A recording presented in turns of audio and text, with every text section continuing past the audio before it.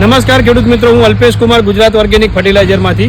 અમારા જે કાળુબા ખરા, કાળુબા કાંદડા ગામમાં એમના અત્યારે રાયડાના ખેતરમાં નિંદામણ ઉગી નીકળ્યું.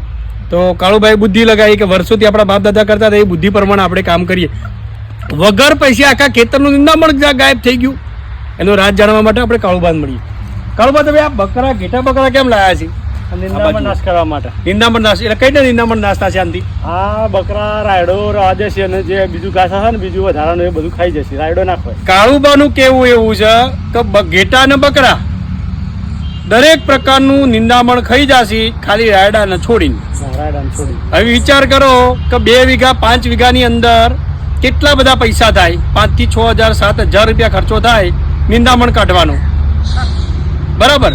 તો વગર પૈસે એમનું કામ કરે છે તો બકરાવાળાને ફાયદો થઈ ગયો. કેવો ફાયદો થયો કે બકરાને પેટ ભરીને ખાવા મળ્યું સારું સારું. શિયાળામાં અત્યારે ટાઈમમાં બધા ખેતરનું વાવેતર થઈ ગયેલું હોય તો બકરોને ખાવા માટે કોઈ ખેતરમાં જગ્યા ના હોય. એટલે એક જ વસ્તુમાં 2 કામ થઈ ગયા. એ કોણ કરે? એ આપણો ખેડૂત જ કરી શકે. ઓકે.